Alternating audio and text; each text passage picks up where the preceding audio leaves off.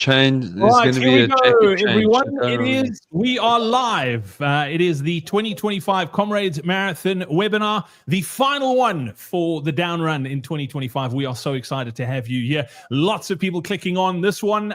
There were tons of people waiting, like literally for hours, waiting for this webinar. I've been checking the YouTube stream. They've been asking questions, letting us know where they're joining us from and how many Comrades they've run. So if you have just clicked on, welcome. I just want to make sure that you can see and hear me. First of all, you'll be able to hear my panelists in just a moment, but I see we've got lots of folks coming on. David's joining us from Pretoria, a novice, super excited. Welcome, David. Nice to have you. We've got Shan Edenvale, third Comrades. Shan, you know what happens, three's halfway to 10. They've sucked you in. You are in this thing for a long, long time to come. Shan, welcome. Good to have you with us as well. Folks from all around the world as well. We've got Michael, who's joining us from Zambia. Welcome, Michael. Alan Coulter joining us as well from Krugersdorp, going for number 30, one of my dad's old running mates. Welcome, Alan. Nice to have you on as well. Lots of people joining us. So there we go. Please do pop that into the comments.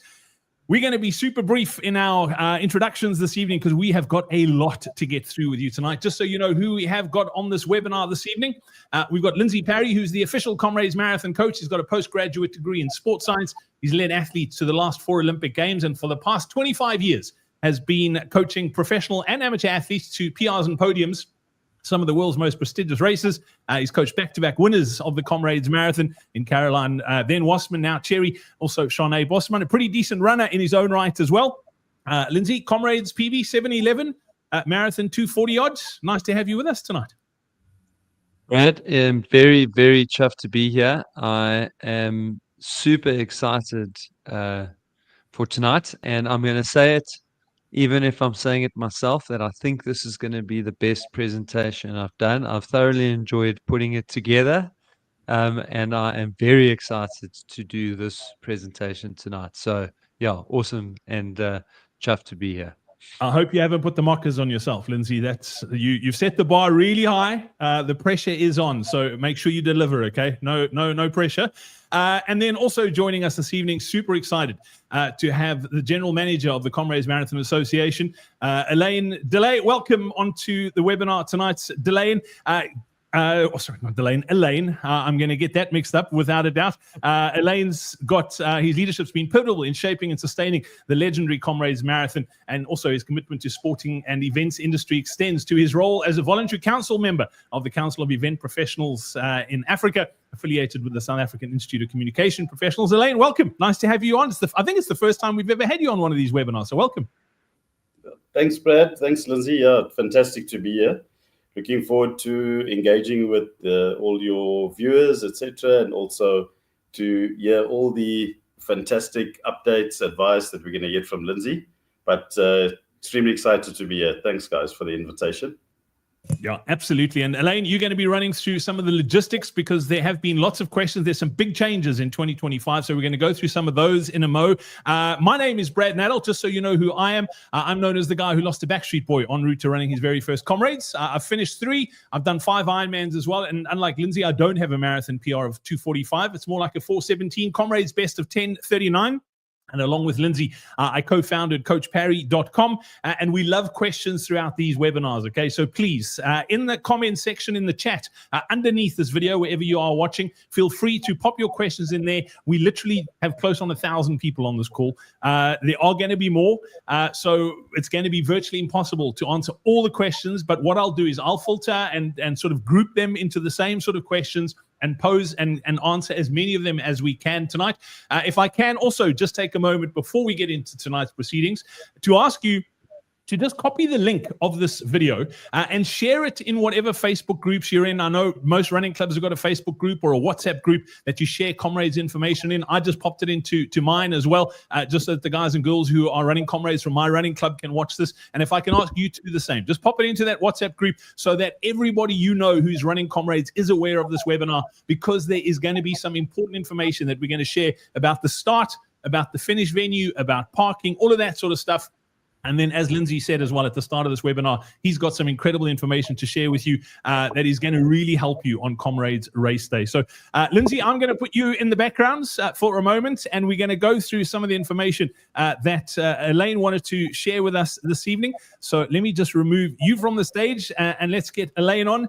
Elaine, I'm going to hand the floor over to you just for a brief sort of introduction, and then I'm going to start posing questions because we do have lots, and I know you've got some information that you do want to share with us. So it is over to you. Thanks, Brad. So once again, lovely to be here and great to hear there's so many people on the webinar. So firstly, to all our novices, great to have you all on board to attempting your first Comrades Marathon. We're excited to be hosting you. And to all our loyal returning Comrades runners, fantastic to be able to have you all again participating in our amazing event, the Ultimate Human Race. So just a brief overview. Everyone would be aware that this year we've moved away from the traditional start of the Comrades Marathon, which has traditionally been one start, starting at 5:30 a.m. every year. This year we've opted for a 2 start, and the primary reason for that is safety, because this is the largest ever down run field we've had in the history of the Comrades Marathon. In 2023, we did have some safety concerns, and runners have put those concerns through to us. And we have taken all that feedback from the previous down run very seriously. And as a result, have opted to go for this. We have looked into it. We've consulted with all types of runners, all our various stakeholders, safety, security, etc. And the end result was that we would have a 2 start. The information has all been shared, is all freely available on the Comrades Marathon website and all our social media platforms. And the seeding batches were also released this week, etc. So everyone should by now have seen where they will be allocated in terms of their seeding batches. The route is different. It's a previously used route for the down run. It was used many years ago, but again, taking into concerns that were raised by runners from the 2023 down run, we have opted to change back to a previously used down run route coming out of Pietermaritzburg, that being from the start, leaving through down Chief Albert to Tuli Street, but turning right into Alexander Road and not towards the N3 or through the other previously used route in 2023. We'll head up Alexander Road, which is a 4.5 lane wide street. Thereafter proceeding into Rishi Road, which is also 4 lanes wide as well. Going through to Washington Road, which is also, again, 4 lanes wide. Then proceeding through CB Downs and onto Polly Shorts. The other reason for starting the race 15 minutes later, again, safety being a primary concern. And that is because we will have daylight coming through once the runners, especially your front runners, your elites, etc., they will take on average around 25 minutes or just over 25 minutes to get from the start to Polly Shorts. Previous years on the down run, they have got to Polly Shorts and still running down Polly Shorts in the dark. With the 15-minute later start, there will be, as I said, some sunlight coming through. From the CMA side, we are also going to have portable floodlight trailers shining from behind the runners going down Polly Shorts so that they are not blinded by any lights, but it will effectively be like complete daylight going down Polly Shorts. There will also be paramedics, which we've never done before, on motorbikes stationed on the sides of the road going down Polly Shorts. And once we get the 2 different groups through Polly's, then it's on to spreading out thereafter once the runners are further down the field, etc. So that's the main change on the route in the front, or the first half of the race. Second half of the race, with the finish going back to the precinct outside Moses Mabhida Stadium. The actual finish line is a street finish on Masabulala Yengwa Avenue, which was previously known as NMR Avenue.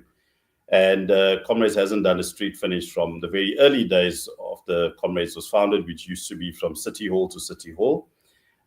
Again, primary reason being safety, and with the large number of runners and large expected number of finishers, it is has been advised that we rather look at a street finish, which we know it is something new to runners, new to us as well as Comrades officials, but we are confident it will work very well because there will be lots of space for runners to then, after they exit the finish line area after getting their medals, that they can then spread out over the wide streets of Masabalala Yengwa Avenue outside Moses Mabhida Stadium. The area around after runners have exited from the medals area and are getting their hydration that is given traditionally after receiving your medal, there will be a free park and ride shuttle service that will go to our overflow parking areas, which are further up Masabalala Yengwa at the Hollywood Bets Kings Park Rugby Stadium as well. And we've got more than adequate parking across the road from the People's Park venue and adjacent to the finish line. We've got parking areas which has been known as the mustering fields or People's Park East. We've got 3 parking areas there, all free parking with security guards. We've doubled up our security throughout the race, start, route, and finish.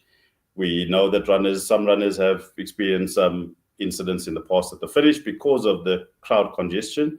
Hence the reason why we've doubled up on security, lighting, etc., and even volunteer marshals.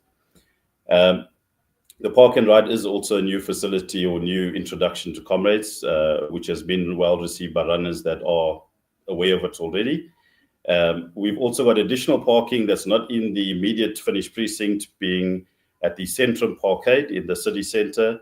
The old Durban drive-in as well is another alternative parking area.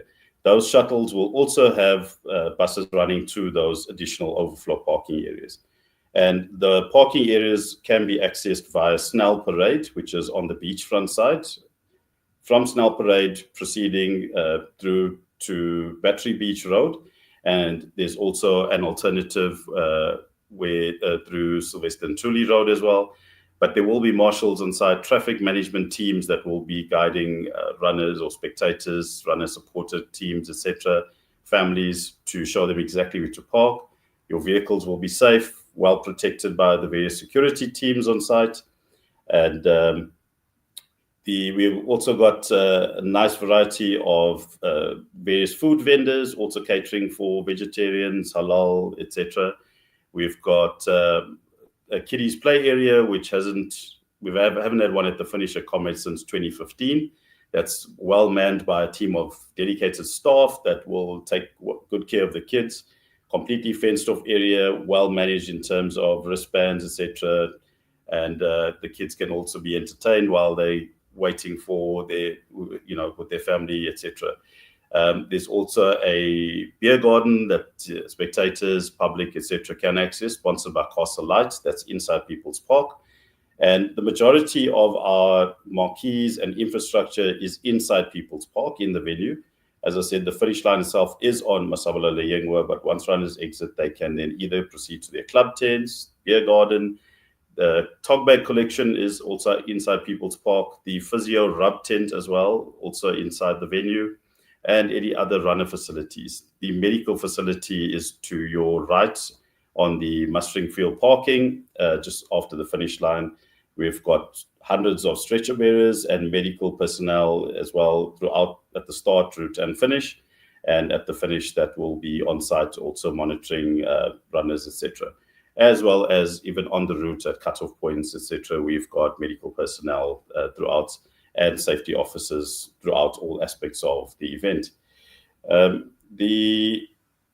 In terms of the layouts, etc., something I think runners are, or those that aren't aware, there are no bridges or steps for runners to climb this year, which is a first after many, many years at the Comrades finish. Again, we've taken the comments and feedback from runners. After running 90 Ks, nobody wants to have to walk over bridges and up 80 steps, for example. So, yeah, that's something that we have taken into consideration, and everything is flat at the finish. I think that's it as a brief overview, Brad. Awesome stuff, Elaine. That is brilliant. There are lots of questions coming through. I'm just going to leave that finished layout on. And actually, you know what? Let's start with the start, because there have been a couple of questions. Let me go back to that map. We're not going to go through the individual map and where everything is, but somebody was asking about the drop and goes, and you mentioned, and just so everybody knows, if you want to get your hands on these maps, they are on the Comrades Marathon website. So go to comrades.com, just click on events, and you'll be able to see all of these. You can download them as PDFs, and I would suggest that you do that between now and race day, just to familiarize yourself of what the start venue looks like, where you're going to be, if you're in wave 1 or wave 2, where you need to line up and that sort of thing. And then also with regards to the finish, make sure you are aware of what's going to be happening and how it's going to be working. But Elaine, will you talk us a little bit through the drop and go, just from a logistics point of view? Obviously, there's a lot of people descending on Pietermaritzburg in the morning. What would you suggest be best practice on race morning? Thanks, Brad. So if you're coming to the start from the Gauteng direction, heading towards Pietermaritzburg, you have options to take the Armitage Road off-ramp from the N3. Alternatively, you can take the Chota-Motala off-ramp. If you're coming from the Durban side, there are numerous off-ramps that are available, that being New England Road, Ortman Road, Chota-Motala, and Armitage Road as well. So you've got 4 off-ramps if you're coming from Durban, which the majority of runners will be coming from Durban to the start. The main street for everyone to make their way to is Boshoff Street. Once you get to Boshoff Street, then the start precinct is from the intersection of Church and Boshoff. When runners get there, again, a new introduction this year is a dedicated traffic management team, and that's not the traffic officers, etc., that we usually have. This is a team of dedicated staff that sole purpose is to manage traffic congestion in conjunction with the various traffic police authorities. That we've also got a new team that's been introduced, which is a signage team. We again have taken comments, feedback in terms of having clear, large signage all over the place that can direct runners to where they need to go.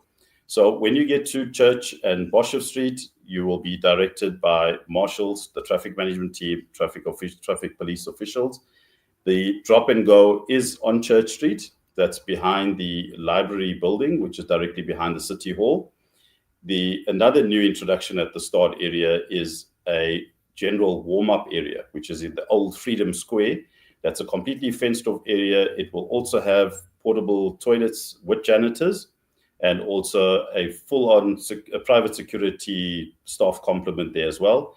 So what has caused congestion in previous years, especially for the down run, because the width of the streets and the area can get quite congested, is that runners get dropped off at the start precinct at the drop and go, but then their family members or supporters will assist them to either having their rub down or spraying their DP or other products, etc. So that whole warm-up aspect, that's why we've created this in the old Freedom Square, so that runners can get dropped off with their tog bag. They can proceed into that area well protected, etc., from a safety and security point of view, do their warm-ups, and then very short walk just to get to the various start pins, which will be clearly labeled with lots of signage, lots of marshals. Additional floodlights, again, we've introduced as well to light up the entire area around the entire start precinct. We've added a whole extra 140 toilets on top of what we've had at previous Comrades starts. We've also introduced, last year we did have a small number of them, but we've significantly increased the number of ladies-only toilets, which again will all be manned by janitors to keep them all clean, because we do know that the portaloos at the start do take quite a beating. So having said that, that was the reason why we increased the number quite drastically, as I mentioned, also with all the number of janitors as well. There will be portaloo toilets all over the whole start precinct in the different side streets, etc. Then once runners are done in that warm-up area, they can then proceed to where they will see the signage indicating where their various seating pens are or start batches. Once they get to their start batches, the marshals will guide them into where they need to be lining up, etc. Just something to note, between the back of Group 1 and Group 2, we have a dead zone of a 25-meter spacing. In that gap, we will have 2 traffic police vehicles, and we've actually got a team of firefighters. Those of you that ran 2 Oceans would have seen the firefighters in action there with their ropes and their ribbon, etc. So same principle in terms of that process, very similar principle. So that also just assists with pushing and shoving, etc. So you'll have the firefighter teams as well as various teams of personnel forming human chains, etc., just to help with control, etc. And of course, like I mentioned earlier, with splitting into 2 groups, smaller groups than had before. So effectively, if you've got 14,000, for example, in Group 1, and you've got either maybe another 8,000 in Group 2, those are much easier numbers to work with from a safety and security aspect as well. And then the back of the Group 2 will effectively be at Hussein Hafaji Street, which is actually works out a bit shorter than in previous years, because we're using more of the road width, from pavement to pavement, where we can have the speed fencing set up and the entrance to each of the batches with the signage. And those entrance gates or entrance gaps will be manned by technical officials or referees, as well as marshals and security, to again ensure that there's no fence jumping, batch jumping, etc. When runners do receive their final race instructions, they will see that there are stern warnings and cautions about fence jumping and batch jumping, because in 2023 we did have quite a bit of that taking place, which causes a whole host of concerns from a cheating perspective and even majorly from a safety perspective. So those warnings are in the final race instructions to tell runners that will not be permitted, and the technical officials will deal with the runners that do that quite harshly. Elaine, if I can just jump in there too, and we've mentioned this on previous webinars too, and there's a lot of people, and South Africans are notorious for the rules applied to everyone except me. So I just want to urge everyone, like, we're all in this boat together. This is the first time Comrades have done a start like this with the 2 waves. It's a learning curve for everyone. And I just want to urge everyone to be decent human beings. Don't push and shove, especially in wave 2, because there's comments already in the chat that people are concerned about how we're going to move to the start line. It's just a case of just be decent human beings, get into your batch, into your seating batch within the wave early, listen to the marshals and the race officials that are there. They're there to help everyone, and the rules apply to everyone. It's not a case of, I just want to go there. Like, they're doing their job, and I've seen it at races. It's happened at 2 Oceans where it's people are trying to push in and they're late for their start. Let's just all calm down. We've got 12 hours to get to Durban. We're all going to the same place, and let's just be decent human beings. So I just want to urge people to do that. Lane, let me ask you this question too about the start. There's been a couple of questions tonight, but over the last sort of couple of months, since the announcement was made with the 2 waves, a lot of people are worried about how are you going to know at the finish which wave people are in to get the right medal and what time they're on, because someone was also asking, like, are people in wave 2 going to lose 15 minutes? Have they got 15 minutes less? Can you just talk about the specifics of the 2 races within one, and then how do you know who gets what medal on the finish line? Yeah, that's a very good question. We've received it quite a lot recently as well, Brad. So at the finish time is our official timing service provider, and they have scanning equipment. It actually looks like a Samsung device, Samsung cell phone, but it's on a handheld scanner, so similar to what you would see in a retail supermarket environment. So on that scanning system, you scan the chip that's on the race number, and it indicates, for example, person's name is John Smith, so it'll say John Smith, your race number, your time, and the actual medal that you need to get. So that's how the volunteers handing out the medals at the finish will know exactly what medal to give every runner. So how we've just to give everyone sort of, or to be able to visualize the setup within the medals tent, is that once you've crossed over the finish line, sorry, just to add another point, after you cross the finish line, in previous editions of Comrades Up Run or Down Run, we usually only have 14 meters between the actual finish line to the medals tent. This year we've got 50 meters.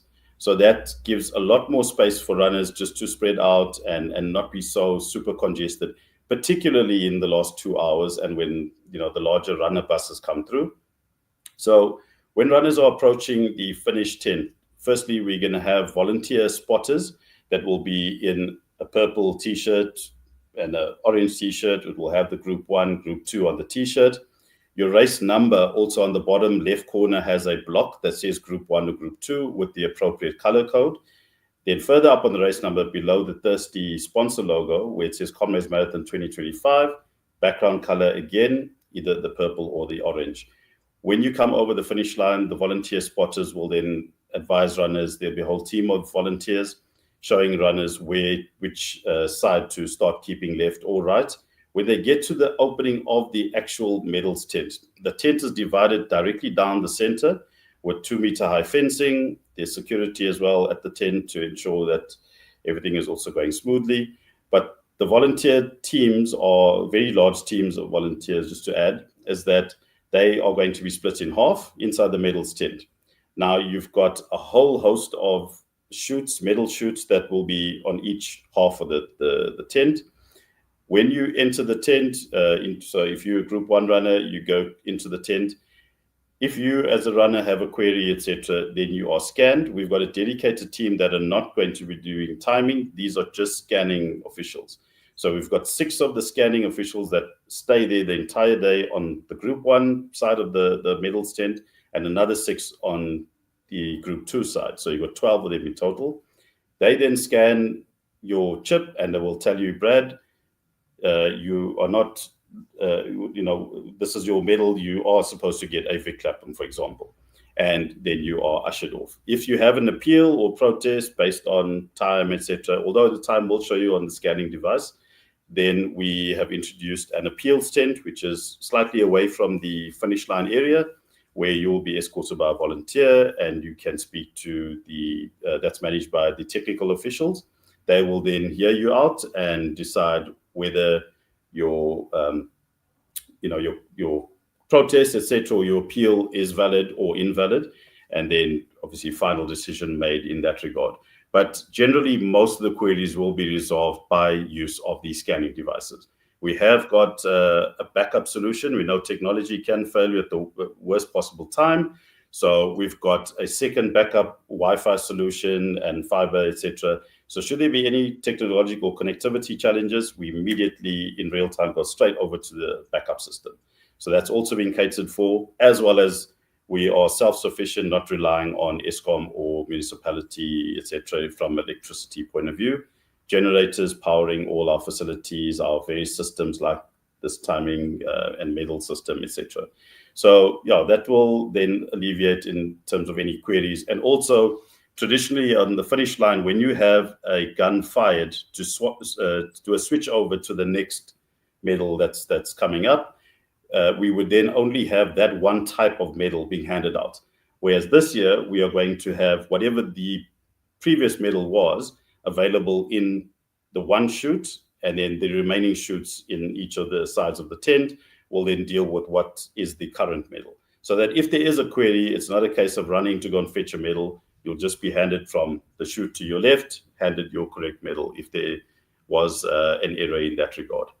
Yeah, we definitely won't be running to fetch medals, Elaine. That's for sure. We're going to hope you bring them to us. That is the plan. Let me just pop it in there because a lot of, I don't want to call them novices, but they are novices if they've never run it down. A lot of people going for their second Comrades asking about the back-to-back medal. I'm guessing the back-to-back medal is waiting. It's the same sort of system. There's a number. The volunteers can see that you are a back-to-back and you will get your back-to-back medal, so you don't need to worry about that. Yeah. That's correct, Brad. I've also just seen some of the questions around it. So just to answer your question, Brad, back-to-back tent is still there, which is a smaller tent just after the main finish tent. We've got a dedicated team of volunteers that their job is only to identify back-to-back runners. There's a separate team also at the back of the medals tent who are green number spotters. So if you're going for your green or double green, etc., they will identify you. Something we've also introduced is they will also be in a different, those spotters will be in a different t-shirt. And we've actually it might sound silly, but it's actually going to help runners that may be disorientated, confused. We're going to have also a balloon that actually says back-to-back attached to this person as well.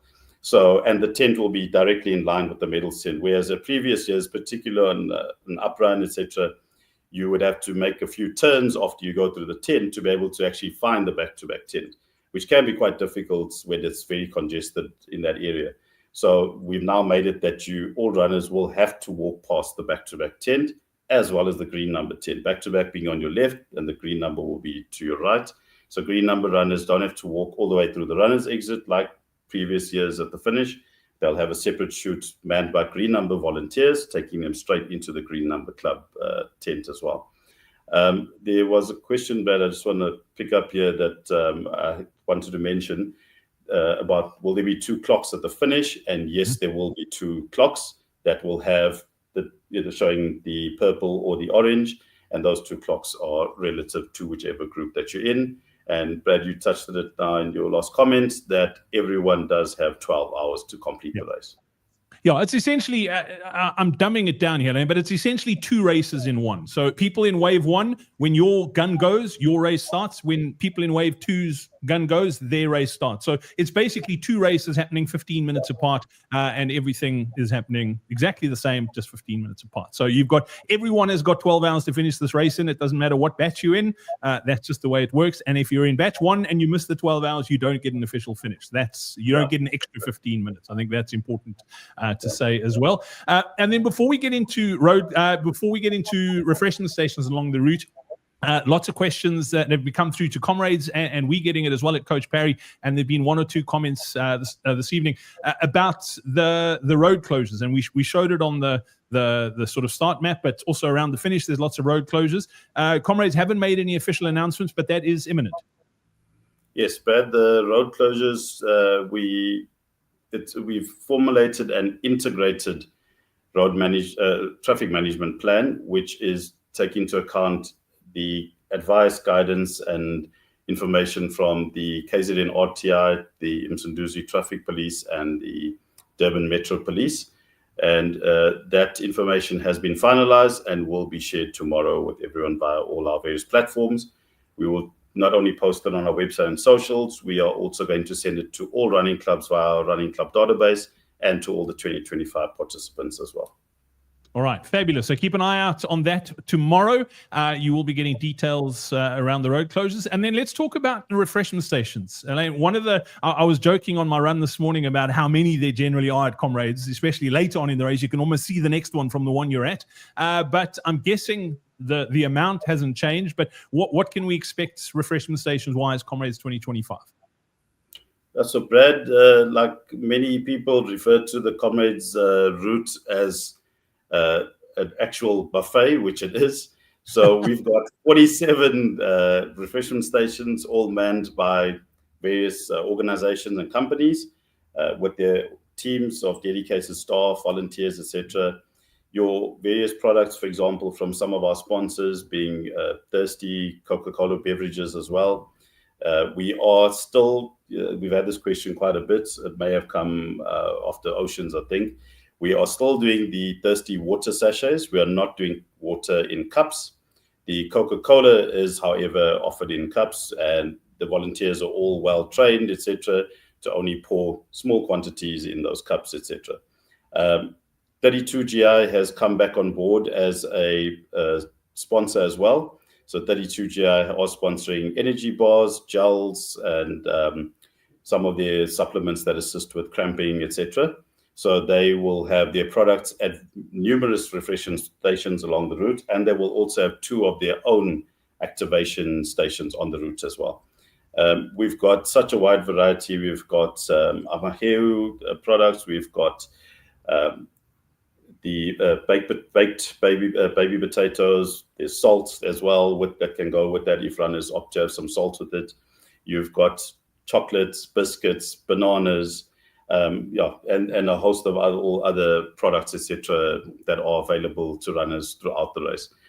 There's also numerous sponsor activations where there'll be some freebies that are, both to entertain the runners primarily, and also for the various spectators as well in those areas.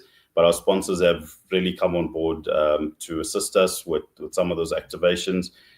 Like Thirsty, for example, they are going to be, once again, like last year, they're going to be manning the halfway point at Drummond.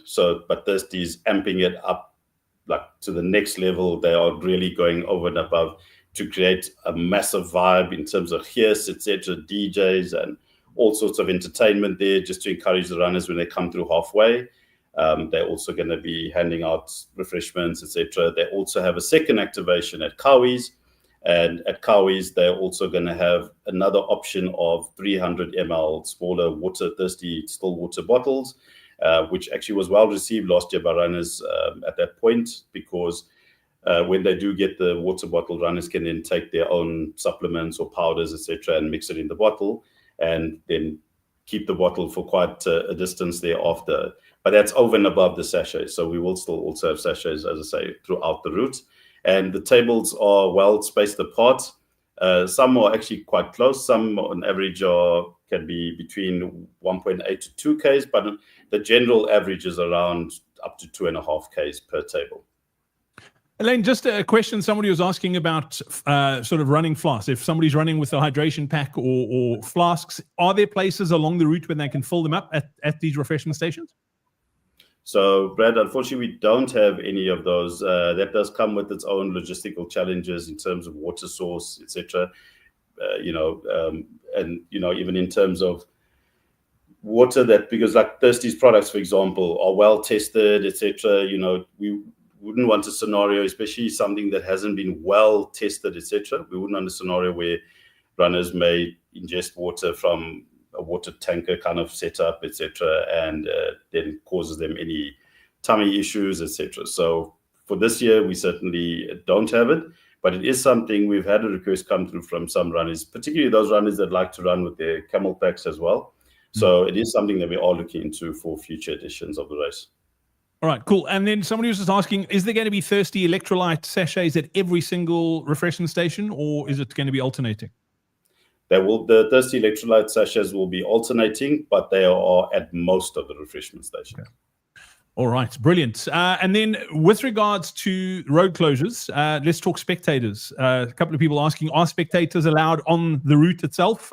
What's going to be the easiest way to get to spectator spots? And can you suggest any that would be good places to go and watch?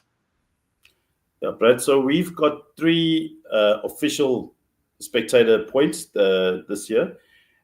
We've got a spectator point at Cateridge, where people can make their way from the N3, take the Cateridge turnoff, and head towards Doornrug Road. There will be several parking areas, open fields of grass, etc., some other gravel areas, some tarred areas. So spectators can make their way to that area. They can then park their cars. We have allocated teams of security guards, again, something new that we've also ramped up quite significantly. Teams of security guards, lots of Portaloo toilets at the spectator points as well. Those toilets will also have janitors. So you'll keep hearing me saying janitors because, again, taking runner feedback very seriously, going forward, and especially for this year's race, starting from now, that it's a common complaint that the toilets do take a beating as well. So we've really, really pushed our numbers of janitors up throughout the race. So yeah, the spectator points, as I say, Cateridge is the first one. The next one is at Inchanga. That is near the Amazondi store. If you put Amazondi store on Google Maps, it'll take you literally right to the area. There's a massive open field of grass, again with security guards to watch over your cars, ensure that no cars are stolen, broken into, etc. Portaloo's there again, and another spectator point near the halfway point in Drummond, again with security guards and toilets. So those are official spectator points. There are other areas where people do access along the route by getting off the N3, where you can get quite close up to the R103, park your car, and then proceed to walk to the route to support the runners. Brilliant stuff. And then just last one from me, lots of people asking about the expo and picking up race packs. What do people need? Do they have to print off their confirmation, or do they just need some form of ID? And if somebody needs somebody to pick up their pack for them, is that possible, and what do they need to do? So Brad, everyone must ensure that they come with proof of identification to the expo to correct their race packs. For especially the novices, please note, unlike other marathons or shorter distance races where there's sometimes registration done on the day of the event or at the start, we do not have any registration or race pack pickups at the start. That must all be done over the 3 days, either in Pietermaritzburg or Durban, depending where you've opted to register for the race.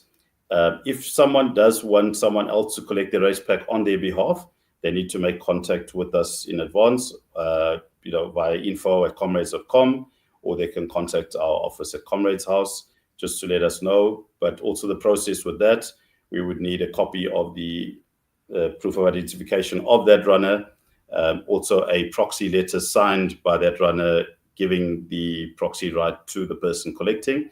Person collecting also needs to come with proof of identification as well. All right, brilliant stuff. Elaine, so many questions and so much to get through tonight as well. So I'm going to park you for the moment, if that's okay.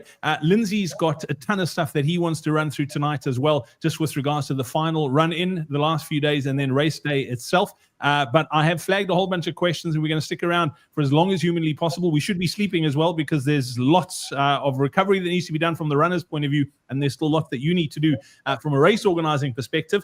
So let me get Lindsay back on. Coach, great to have you with us once again this evening. Something's not happening technically on your side. No, you have disappeared. I can't hear you at all. No, you're talking to yourself. You're speaking into the abyss, Lindsay. We can't hear you. So I'm going to get you to drop off and drop back in, if that's okay. Elaine, if it's cool with you, I'm going to just ask you one more question while we get Lindsay back on. So funny that his audio has gone. A couple of people asking about the buses from Durban to Pietermaritzburg. Where do you get those buses? Where do you get the tickets? And if you're not on one of those buses, how much time, if you're driving to Maritzburg, how much time should you put aside in order to get to the start on time? So Brad, the bus tickets, like they have been every year, are on sale at both registration venues, so in Pietermaritzburg at Comrades House, as well as at the expo in Durban. So tickets can be purchased, and the bus schedule will be provided by the team selling the tickets. That information is also available on our website as well. If people are driving through, just be mindful that although the roadworks are going to be stopped, we've got confirmation from SANRAL and all the contractors, no roadworks or construction will be taking place on the day of Comrades. All work would have ceased on the Saturday, the day before. But, having said that, there are some sections of the N3 that has narrowed down from what would have been 3 lanes down to 2 lanes, for example. So I would not encourage anyone to work on the traditional 45 minutes to 1 hour to get to Pietermaritzburg.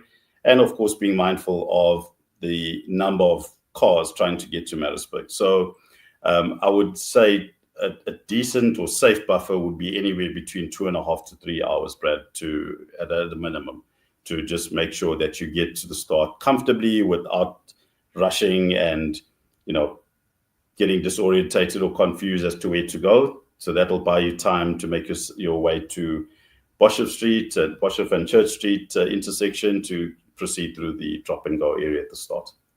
Awesome stuff, Elaine. Thank you so much for that. And don't forget, if you do have any questions, if we didn't get to your question tonight, or if we don't get to it, particularly around the logistical side of things, Elaine mentioned the email address.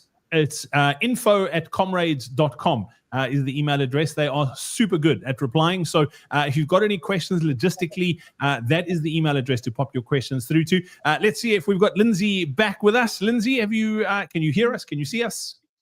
Yeah, I can hear you. I hope we go. you can hear me. I don't know. Yeah, anyway, sorry. It's going to be a bit echoey just because as you crossed to me, they just decided, Demio, it won't pick them up. So yeah, here we are. We are good. I jinxed myself. You warned me. I hope your slide deck is the one that is up there, because I'm not sure if with you jumping out, if it's taken it away, but let's see if you can flick through. If not, you might need to upload it quickly. Yeah, no, it shouldn't. They normally keep it here. It's still in the thing, but no, it won't flick. There we go. You are all good. There we go. It is over to you, Coach. The floor is yours. Thanks, guys. So yeah, I've got a lot of talking to do and a lot to get through. So um, don't be alarmed that the start is very similar, but that is always just where we are now and to set the mood a little bit. But it's the last webinar, and we are moving into the final stages of preparation. And what we really want is to make sure you get to the start on time. So that was part of why Elaine went through a lot of the things there. And his team's been working extremely hard to make sure that that can actually happen, that we all get you to the start on time. Um, and yeah, it's all about the 8th of June, where we desperately want you to get to the finish on time and make sure that you get a finisher's medal and that you can make new friends and get on with it. Right. But more important is, can you finish and have fun? And that is hopefully what we're going to help you do tonight as I go through the race. Okay. Again, I just want to emphasize the stats. I'm going to get back to this right at the end of the presentation, but we are literally um, only a few days away now, not weeks, few days away from race day. 68% of runners who do not finish Comrades start the race injured. Okay, so if you're injured, do something about it now. We have 11 sleeps people. Of course, Brad will try and convince you that it's 10 sleeps because nobody sleeps on Saturday night before the race. But we've got 11 sleeps to go, and we are right now in peak taper. Like, we shouldn't have a lot going on. And the question you've got to ask yourself, and hopefully you already know this answer and you know what you're going for on race day. So normally I go through the marathon times and what you should be training for. But actually, what you want to do now is make sure you know what you're doing and plan how you're going to achieve it. And you're going to use the information I give you tonight to figure that out. So your marathon time times 2.5 gives you a really good idea of what you're going to do, Comrades, in. So all of you that did 4:59 and have just plugged 2.5 times in there and are in a flat panic, because that obviously equals over 12 hours. Any kind of rule of thumb always struggles on the edges. So if you are faster than a 250 marathon, then then this is going to predict a time that's too slow. And if you are slower than a 450 marathon, then this is going to predict too slow. But for everyone else, it works pretty damn well, and it'll give you a good idea within 3 to 5 minutes of what your time will be. So let's focus on the next 10 days. We're in a proper taper, and you really should be winding down properly. Today should have been your last strength session. Okay, the last 10 days going in, we're not going to do any more strength. Okay. However, what I always try and get people to do is do something where you are used to doing training. So instead of doing strength training in these last 10 days, you'll do a little bit of mobility, some stretching, maybe a 5-minute cycle followed up by a bit of mobility and stretching, just so that you keep giving your body what it's used to. So it doesn't go into like a full on hibernation, everything starting to tighten up. Okay. So this week, we're going to do a maximum of 12 Ks on the weekend. And please just understand that I prepare these talks for the 95%. So if you're a 7 hours and faster, you might have a slightly different plan, but pretty much 95% of you out there this weekend, maximum 12 kilometers.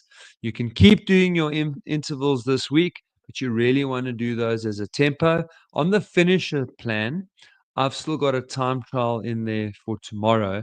But again, that time trial isn't to see how fast you can run a 5K. It's just to keep a little bit of intensity in your training. Again, just so that we don't go into complete shutdown, because the other problem with going into a complete shutdown is that that's also typically where we have a little dip in the immune system, and then you can get sick. So we need to train less, but we still need to keep our consistent routine so that we stay healthy, we stay fresh, we stay mobile.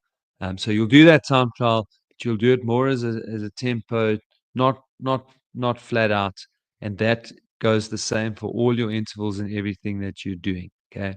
Then when we move into next week, race week, you're going to do a maximum of 50% of what you did the previous week. So we are really cutting that down. But again, we want to keep the same number of sessions. We're just going to do different things. They're going to be much easier. And when we do our intervals again, nothing is flat out. Nothing is risking getting you injured, because you don't want to be in that 68% of people who don't finish because they started the race with an injury. And really, in this last week, if you're in doubt, leave it out. So if you're not feeling good, you're feeling tired, your legs are feeling a bit pup, rather go for a 10, 15-minute walk with the dog, or walk on a treadmill, or jump onto a stationary bike if you're staying in a hotel. But that last week, next week, is all about making sure you show up fresh. Right, so let's jump into the magic, guys. I want to say something to start off before I jump into going through the route and everything else, is that for almost everybody on this call, you have already achieved so much being on the start line. And for anybody who doesn't make it to the finish line under the 12 hours, just remember this thought. Like, when you fail, don't look at it as failure, because the reality is that so few people try. And so the fact that you have tried, you've done the training, you've qualified for the race, you're on the start line, you've already achieved so much. And hopefully the information that I'm going to share with you now is going to both motivate you, um, give you a real sense of what's coming up, and give you the tools that you need to take the next step and finish the race. So the start of the Comrades is unlike anything else that you have experienced in your running life. If this is your first Comrades, and even if it's your 10th Comrades, Comrades is a truly special start. There's no other race in the world like it. Comrades captures the start in a way that gets the ordinary citizen to experience what it's like to play in a World Cup, go to the Olympic Games. It is just an unbelievable atmosphere. There's so many of us that are going to be there, 20,000 plus, going to be descending on the start line. You've kind of got to say goodbye to your loved ones, family, supporters, like 500 meters from the start line already. And then it's just runners, nervous and excited, an unbelievable atmosphere. You've got the stadium announcer there, busy building up the atmosphere and really cranking things up.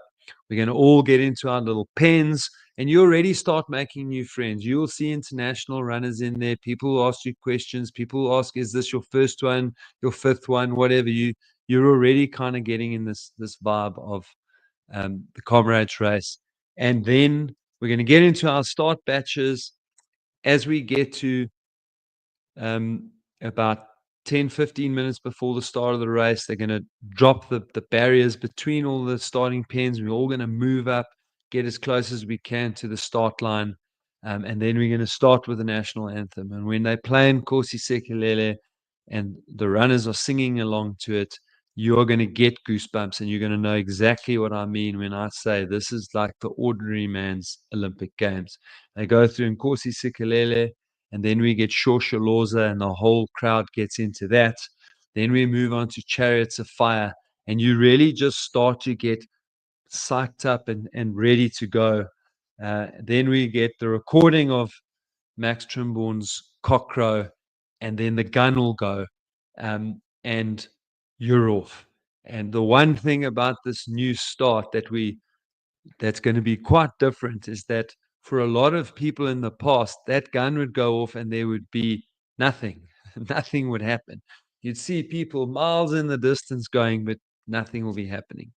So I think with the new start, that's going to be quite different. And within a minute, most people will be starting to move and get to the start line. And then you're going to hit one of the very important parts of your race, and that's going to be giving yourself the discipline to hold back. But that's a story for a little bit later in this presentation.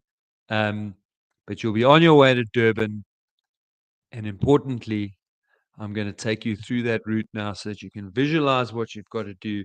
You can start planning what this race is all about and start figuring out how you're going to get yourself to Durban in the best possible time. Right. So as you can see from this map in front of you, that literally for the first 8 kilometers, you are just about doing all uphill. And so it is normal to feel like, wow, it's dark. It's going to be a bit lighter this year, but it's still dark in Pietermaritzburg. So you can't really see that you're going uphill. And actually what you get is this kind of feeling of, wow, why am I having to work so hard to hold my pace? And the trick is not to try and hold your pace. Okay. You're going to hit the first of the big 5 poly shorts about 8 Ks into the race, and then you're going to go down a nice long downhill that'll take you into Ashburton, down in the valley. But once you've gone through Ashburton, you've got another long climb up to a 10-mile bridge, which is so named because it's approximately 16 kilometers outside of Pietermaritzburg, where we'll run underneath the N1 for the N1. You run underneath the N3 for the first time, but you will still be going uphill once you leave there, and we'll move on then at 23 kilometers to the highest point on the route. That's Umlaas Road. So when you get to Umlaas Road, you are at the highest point, and that's 23 Ks into the race. So what you know from there is that although there is still climbing to come, a lot of Comrades is downhill from that point. And so you should expect to be a little bit behind at that point, and I will reiterate that shortly. Then you'll get to one of the massive spectator spots at Camperdown. On the up run last year, a lot of roadworks there, so it wasn't quite the spot that it normally is, but that'll be a huge spectator spot on the down run. You'll run downhill most of the way to there, and then there's a little bit of climbing just outside Camperdown.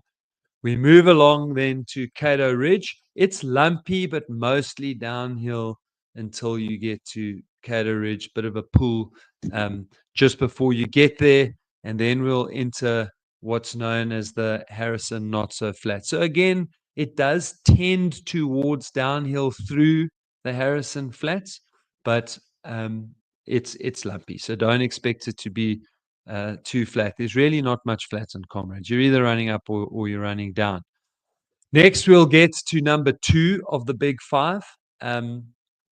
And yeah, that in Changa, that is a decent climb. But importantly, after you get through in Changa, you have the long plunge into Drummond, and you've got to resist the urge to try and hit a specific target or chase a target, or if you are behind what you thought you were going to be, resist thrashing yourself down into Drummond. This is one of the 2 places on the route where you can do serious damage to your legs if you aren't careful. And the important thing then about Drummond is you have a massive climb up to the top of Botha's Hill once you leave Drummond, but there's a couple of things along the way that'll help break up that journey. And the first is Arthur's Seat. So just after you've done the steepest part of the climb, you're going to get to Arthur's Seat. You'll recognize it because there'll be loads of flowers all over the place there. There'll be other runners that have run the race before that'll be doffing their cap. There'll be some people that'll actually go and take a seat in Arthur's Seat. And what is very important is that Arthur is looking down the valley towards Drummond. And if you want to have good luck in the second half of the race, you must acknowledge Arthur as you pass on your way. And I would take a short little walk break there because it'll stand you in good stead on this 3-part climb. Okay. My slide with Elveston Mast disappeared, but you will then get to Elveston Mast, which is the top of the second part of that climb up towards Botha's Hill. And there's a short downhill section after Elveston Mast to give you a little of a break. And then you're going to do that third leg of the climb up to the top of Botha's Hill. And what I want you to note there is that halfway is at about 45 kilometers. And by the time you get to Kearsney College, which is just about the top of the climb at Botha's Hill, you will get to the 50K mark. And so that is 5 kilometers of just about all uphill. And it is a really tough part of the Comrades route. We'll then get to Botha's Hill, which is 3. So now you've chalked off 3 of the big 5, which is great because you start to feel like you are making meters. It's also a mentally difficult time of Comrades because you think to yourself, oh, I've run 50Ks. But then you think to yourself, ooh, I've still got almost 40 to go. Wow, still a marathon to run after 50K. So it can be a little bit of a mentally tough time for you to get through. But the good news is that really the vast majority of the race will be downhill. Of course, just as I've said that, you almost immediately have a little climb in Hillcrest, the Hillcrest Heartbreaker. You will walk there, and it's okay to walk there, and there'll be loads of club tents lined up there. And so it's actually another massive spectator spot where you can get a G up from seeing people that you recognize, people that'll be cheering you on, thick crowds there, loud noise, and it just gets you going again for what you need to do for the second half of Comrades. Then you'll get through Kloof, which is probably like the flattest bit, but really from the top of Heartbreak Hill, you've got a couple of drags, but mostly all the way to Kloof. And there's a really good sponsor activation point there. Again, a nice vibe, nice feel, good music, good crowd. As you go through Kloof, it's nice and shaded, so it's also cool. It's a really feel-good part of the route, and it'll take you out to the 4th hill. And here I must take a quick little aside and say thank you to Rory Steyn. So it's amazing that I have been a Comrades coach for 17 years. And for 17 years, I have been calling 45th cutting the 5th of the Big 5. But in the official terms of Comrades Marathon, the Big 5 doesn't change whether it's the up or the down. And so Fields Hill is in fact one of the big 5 on the down run, and it is another spot where you have to be really, really, really careful.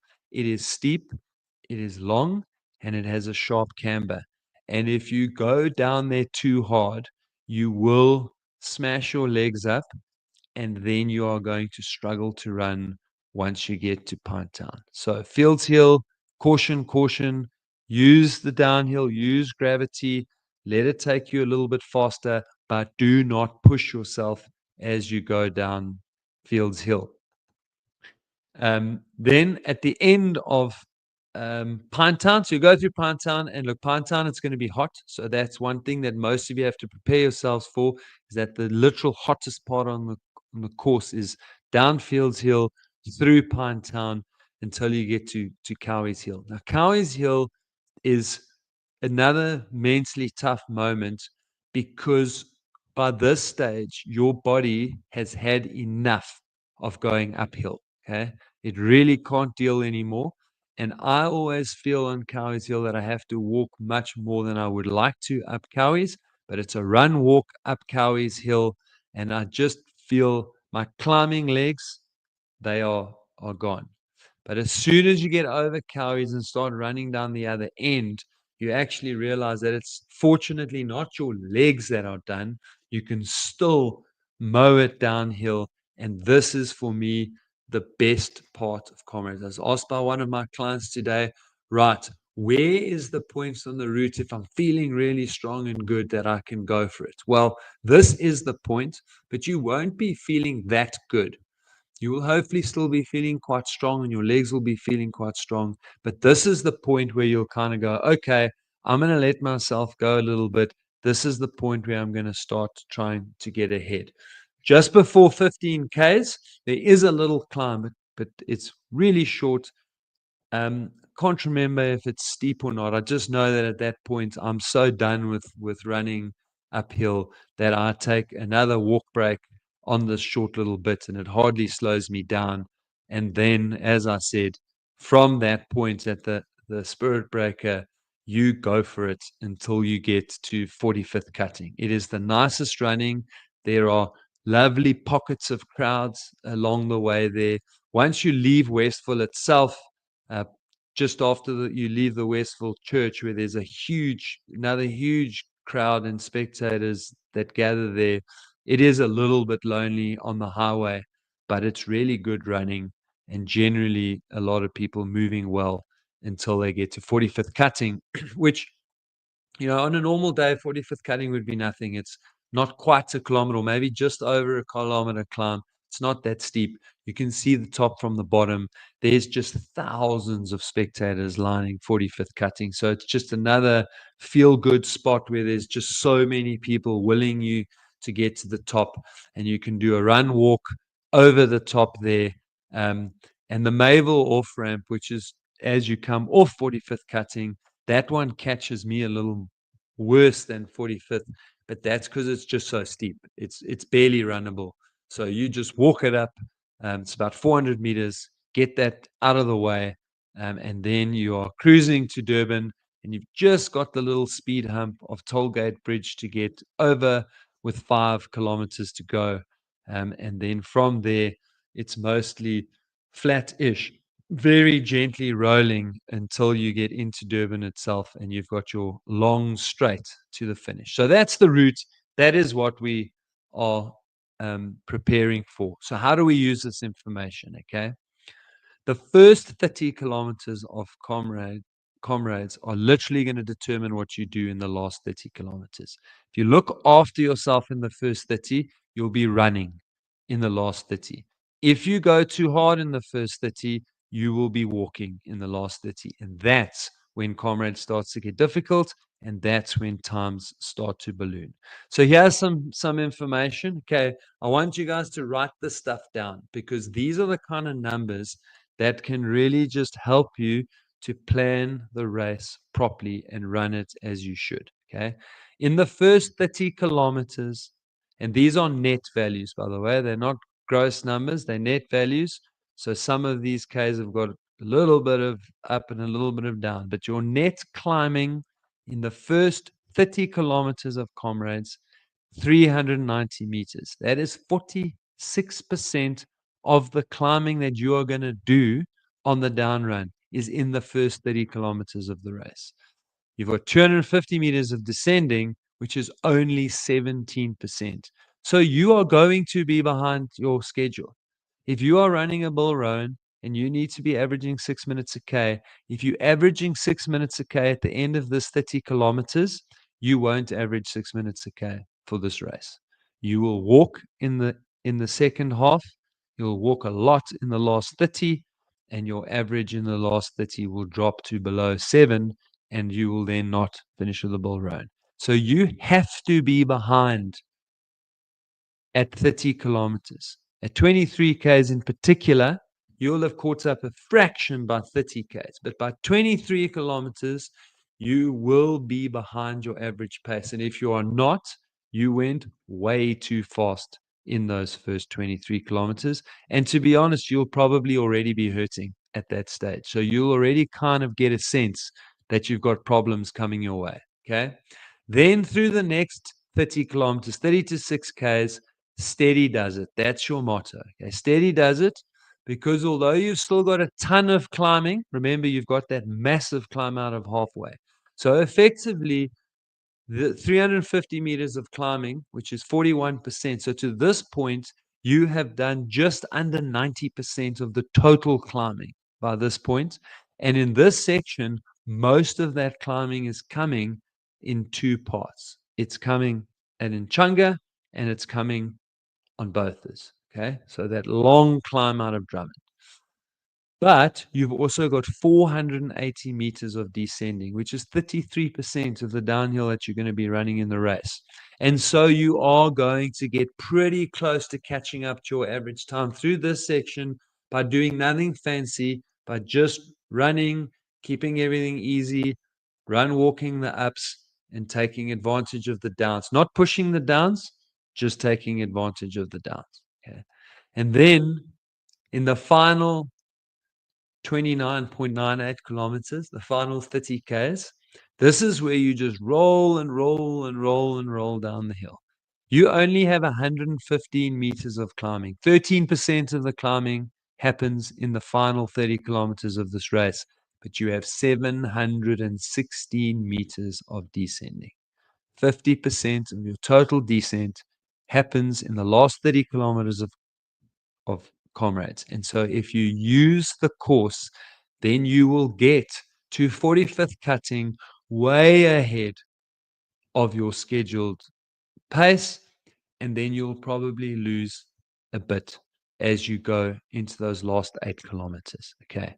And so that's how you take the route, you take this information, and you plan your race around that. Okay. So now I am talking to all the people who qualified between 4:50 and 5 hours. Okay. You are the people, besides the injured people, you are the next most at risk group of finishing Comrades. Okay. So you are going to make a promise to yourself at the start line. Okay. You are going to promise yourself that once you cross that start line, you will not stop. Every second for the next 11 hours, 55, 56, 57, 58, 59, however long it takes you to get there, every second is going to be a step closer to Durban. You can and you must walk, but you promise yourself that you will not stop. There are hills and more hills in the first half. You've seen it. I've shown you the 3/3. So break this race up into 3 segments.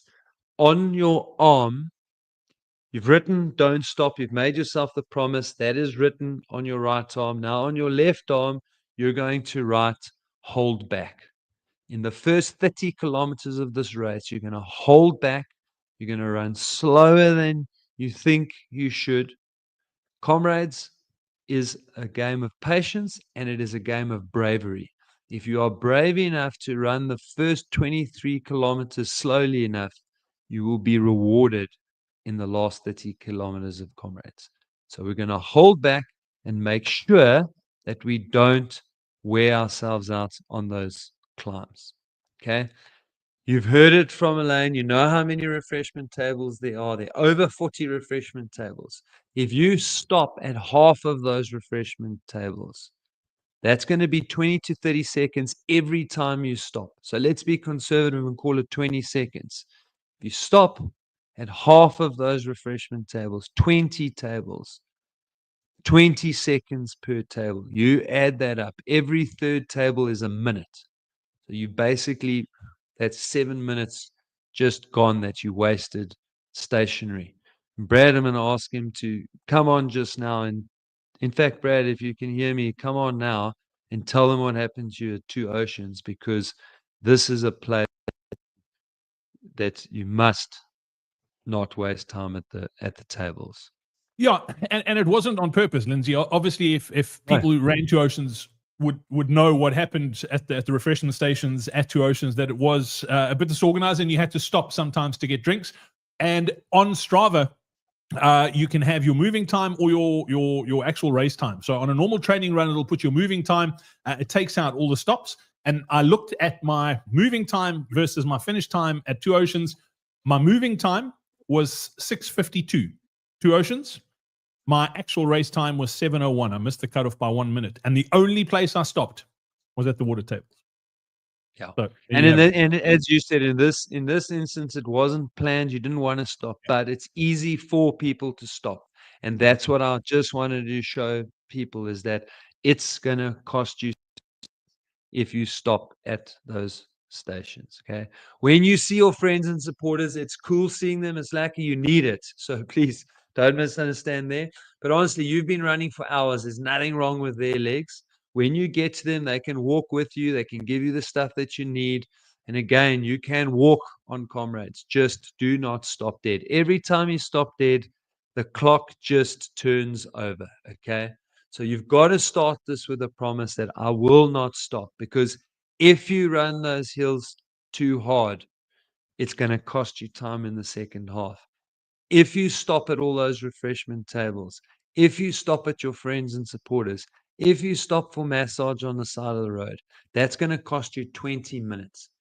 And if you finish Comrades unofficially in 12:01, 12:06, 12:11, you can look back at where you stopped. You'll have your Strava moving time, and it'll tell you that you actually running or moving time, you made it, but you missed it because you were stopped on the side of the road.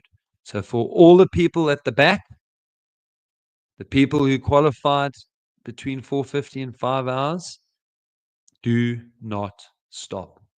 And now for everybody, this happens to everybody, but somewhere around 60 to 70 kilometers, you are going to be thinking to yourself, what on earth have I got myself into? What was I thinking?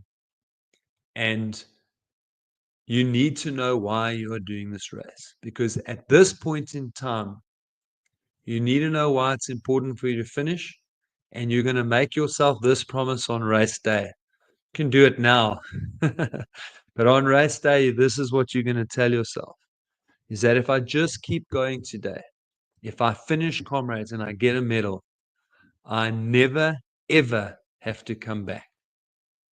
That'll be the promise to yourself. Of course, you will change your mind. It'll take you about 15 steps after you've crossed the finish line, and you'll turn to a complete stranger and you'll explain to them, if you can just improve a little bit of this and a little bit of that, or if you change your training here like this, or if you just go a little bit slower in the first, you will have a plan that'll bring you back to run Comrades again and again. Right, Comrades, what does it feel like? Well, I promise you now that the person who finishes Comrades is not the same as the person who started Comrades. It's a genuine, life-changing experience out there. Okay, it is tough, but I promise you that the hard is what makes it great. The hard is what brings people back. The hard is what got you to sign up and run this race, because you saw it on TV or you saw it on live streaming, and you watched people of all shapes and sizes making it and just keeping on going. You can see the suffering, you can feel the suffering, but that's what makes this race great. You will never be alone. Honestly, if I can say one thing that I love the most about Comrades, it's this simple fact. You will never be alone. There will be stages in this race where you are going to lean on other people, be it your people that are running with you, fellow runners that are around you, spectators. And there will be moments in the race where you will be the pillar that other people are leaning on. And that is also a truly remarkable part of this race, is that you are going to be both sides of that coin, and you are going to appreciate both sides of that coin. You will feel the responsibility of being that pillar, and being that pillar actually helps you while you're helping someone else. It's just a really, really, really great feeling. Okay. This is genuinely one of the only experiences in life where it's almost better being last than being first. At Comrades, there's a massive cheer for the winners, obviously, and we love our race winners, and we put them up on pedestals and we celebrate them, and it's fantastic. But what happens at Comrades is that as we finish, people don't go home. At Comrades, we stay. We stay to both celebrate our achievement, but we stay to celebrate those who are coming after us.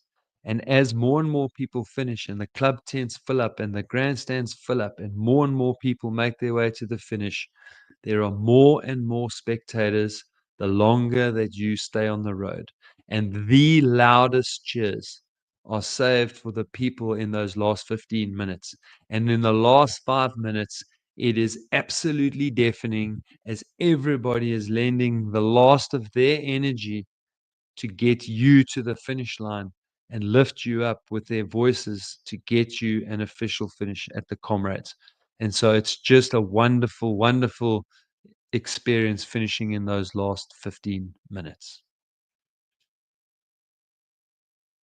A little bit serious here, but you saw the stats at the start. 68% of the people who don't finish Comrades don't finish because they started with an injury. Okay. We are 10 days away from race day. We are 11 sleeps away from race day. You are out of time. If you have any injury, illness, or niggles, you cannot afford to carry on training and carrying on like there's nothing wrong, hoping blindly that this injury is going to sort itself out. You must rest. Okay. So if you are injured, you must rest. Recovery is your last hope. If you don't rest, all the effort you've put in up to this point, you're going to throw it away if you can't start or if you don't get to the finish line. So please, please rest. Stop being an idiot. I'm sorry. I laughed so much when I wrote that, but it's just the truth. Stop being an idiot. If something is sore, your only chance is making sure that it's not sore when you line up. Okay. We are a week and a half away from race day. You will lose no fitness in this week and a half. It's much more important that you sort that out because time is up. You have to get that healed to give you any chance of finishing this race. If you're sick, I'm imploring you to go and see a doctor. If you arrive in Durban sick, come to the information. There is a race doctor. Make sure that you are safe to start and that you don't put yourself at risk. Okay. We have a family friend who's in the hospital, well, out of the hospital now, thankfully, but was in ICU and then in high care, and now thankfully at home, but was sick, was starting to feel a little bit better, but was still sick, went out for an easy run. Myocarditis, won't be running for the next 6 to 8 months. I've seen two people on Facebook that have unfortunately passed away. And, you know, I don't know for sure that they're sick, but whenever I read those things, and I see the word suddenly, and I know that it's a runner, I'm so sad because I feel like it could be that they ran when they were sick and it's cost them their life. So please, if you are sick, just go and see a doctor. Make sure it's safe for you to exercise. Make sure it's safe for you to line up. Live to fight another day. That's really the message I wanted to leave there. I want to finish off just talking a little bit about the cutoffs. So the important thing about the cutoffs is quite simply this, is that the cutoffs are by no means any sort of guide on how to run Comrades. So the cutoffs are there very specifically so that Comrades has clear times that they know that they can get the road clear. The municipalities that we are running through, of which there are numerous, know what time those roads will reopen, be cleared up, and that the residents in those areas will be able to go back to their normal lives. So that is what the cutoffs are there for.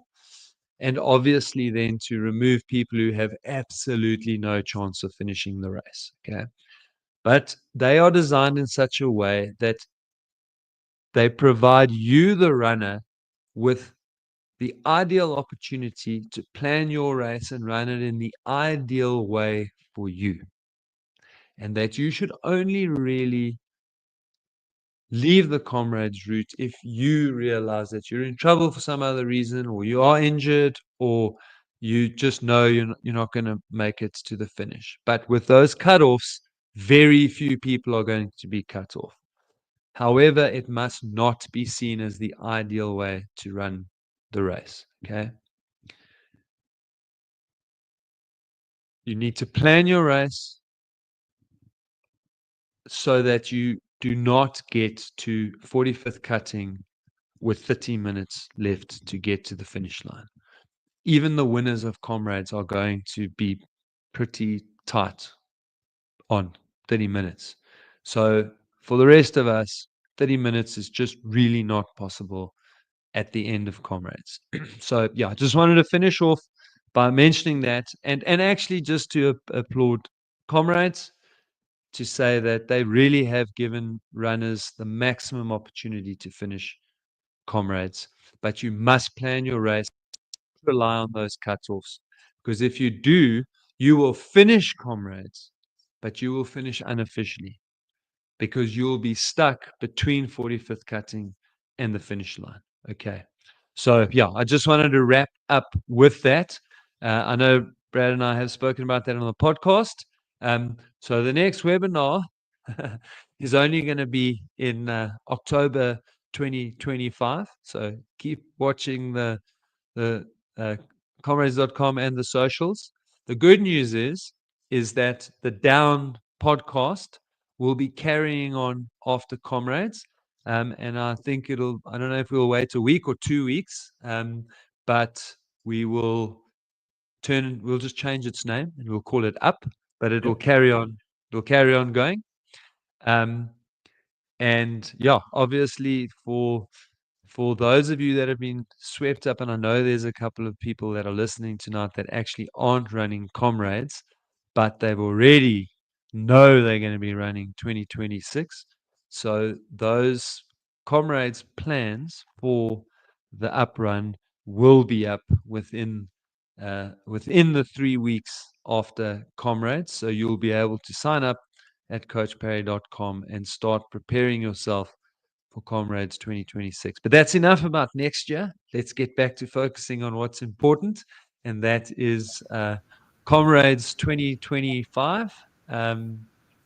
Yeah, I must say that I've got a special excitement, and Elaine, I'll stop talking after this and let some people ask some questions. But I really just want to applaud you, the office, the team that you're leading there, and I want to applaud the new board, which is also part of that. The clear communication that's been coming from the office.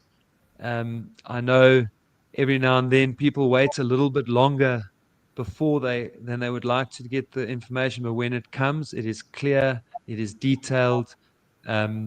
We know what to expect on race day. It fills me with no pressure here, Elaine, but it really fills me with confidence that we are going to be in for a hell of a race from an organizational point of view. And I've been feeling it since October. And now, as I sit here a week and a half from race day, I can't wait to get to Durban on Wednesday. I can't wait for the expo to start on Thursday. Can't wait to see the runners. It's going to be an awesome year. And so, yeah, thanks to you and the team that you lead. It's been a pleasure working with you guys this year. Thank you, Lindsay. Yeah, absolutely. I echo all of that as well. And then we haven't spoken too much about the expo. Just that everybody knows, we do have a podcast coming out on Monday, that Down podcast that Lindsay spoke about, where we will be talking about sort of making sure you get through that expo in one piece and get to the start the way you should as well. So make sure that you scan that QR code and get that podcast. Now, lots of questions coming through. Linz, I just want to pop this up. We've had, when you were talking about starting that first third a little bit slower, basically a lot of people asking, like, how slow is slow enough? And I wanted to just mention the pacing bands, because this is one thing, and that's what the Coach Perry pacing bands look like this year. They are Comrades yellow with black writing, so super easy to read. They're waterproof. You can scan that QR code and pre-order yours now. You can pick it up at the expo in Durban and in Pietermaritzburg as well. But won't you just explain how these pacing bands work and how you've taken into account the elevation and where you should be going slower, where you should be going faster? Talk us through exactly how they work for anybody who does get one of these pacing bands. Yeah. So the pacing band specifically, and the algorithm that I use, have you running between 30 and just over a minute. So call it 65, 66 seconds slower on the hills, depending on how steep and how long they are. Okay. Now it's possible that, and we know, because from working out Brad's race strategy, he's at the upper end of of those algorithms. And so if you know that about yourself, then you will just know that you'll be a fraction slower on the ups and a fraction quick on the downs. But essentially that is how they are built. They are built with the ups being really slow. And so at 23 Ks, they are designed to, with the downs that there are available in that first 23 Ks, you're probably not going to be 30 to 45 seconds behind. You're probably going to be 15 to 20 seconds behind average pace for what you need to be. By 30 Ks with those little downhills, you're probably going to be in the region of 8 to say 12 seconds on average behind. When you get to halfway, you're probably going to be somewhere around 5 or 6 seconds per kilometer behind average pace. At 50 Ks, you'll be back to about 10 seconds behind on average pace. And then you'll just make it up and make it up and make it up. I reckon by the time you get to Pinetown, you'll be slightly ahead. By the time you get to Westville, you'll be 4 or 5 seconds ahead. By the time you get to 45th cutting, you're like 7, 8, 9 seconds ahead. And then, of course, those last 8Ks, you just lose a little bit of time. The bands also take in a 0.02 fatigue factor from 60K. So even though it's faster in the last 30Ks, I acknowledge that you won't run downhills in the last 30Ks as well as you would run them in the first 30Ks of a training run on the weekend, for example. So there is a little bit of a fatigue factor built in, but even with that fatigue factor, we're still going to be running faster in the last 30Ks than we are in the first 30Ks if we plan the race properly. And that is how the pacing charts have been built. Yeah, absolutely. And just a quick question here from LCB asking, is it possible to get a pacing band in Pietermaritzburg? I'm going to pick my race pack up there. Absolutely, LCB. They are available in Durban and Pietermaritzburg. The pre-order ones, we can print on demand as well, just so you know, in Durban. But in Pietermaritzburg, if you are picking up in Pietermaritzburg, you do need to pre-order if you want one of these. And then, Lindsay, just on these pacing bands, a lot of people look at the pacing band and go, that is like worst case scenarios. I need to bank time. That's not the way to run your goal using one of these pace bands. No, so I would say your error, your margin for error is around 2 to 3 minutes at halfway. So anything faster than 2 to 3 minutes through halfway is not forgiving. And every minute you go through halfway too fast, you get punished with 8 minutes in the second half. And so on this band, halfway 5:26. So you probably want to be going through halfway on this band at fastest 5:24. 5:23 is on the verge, but if you hit 5:24, you're going to be hit with that's 4 minutes times 8, 32 minutes slower in the second half. Awesome stuff. So scan the QR code. You can also go to coachparry.com/band. Lindsay, I have to pop this up because this is hilarious, actually. So you said you're never going to be alone on race day. And I'm surprised you didn't sneak it in as a Liverpool fan saying you'll never walk alone, because there have been a few of those that have popped up in the comments. But I'm just putting this up there. Don't shoot the messenger, okay? Apparently, Manchester United fans will be walking alone on race day. So just so that everybody does know that. All right, Lindsay, quick question with regards to let me just pop this here. Let me find it. This was a brilliant one. Sorry, actually, this is for Elaine. Elaine, somebody's asking, is it possible to park at the finish and then catch a bus to the start? How logistically is that possible? And if so, how would you go about it? Yeah, Brad, that won't be possible because of security reasons and also the way the logistics are set up at the finish parking areas. So the finish parking zones would effectively only open from just before 8 a.m. on race day. So, yeah, runners can't park their cars. We do have a facility, though, which a lot of runners do take up at the Centrum Parkade, where runners do tend to leave their cars with there is security there from the Saturday evening. That's close to the Durban Exhibition Centre or the expo venue.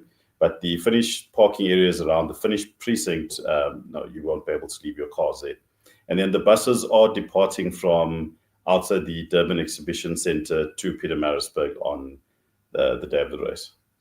All right, brilliant. And then this is a bit of a double whammy question. I think, Elaine, I'm going to get you to answer the first bit, and then Lindsay can talk about the accuracy of GPS watches. But somebody's asking, or it's Ryan's asking, how is the route officially measured? So the route is officially measured with the Klein-Jones method with a bicycle by an official accredited World Athletics course measurer on his bicycle. So we do that it's a 2-day exercise. We have a team of myself and our volunteers escorted by the traffic police, but we effectively start at the finish actually and work our way back to the start. And that's how it's measured. And also the course measurer, for example, also will always follow the runner's best possible route. And, he rides it as a runner will run. That's how he actually measures it.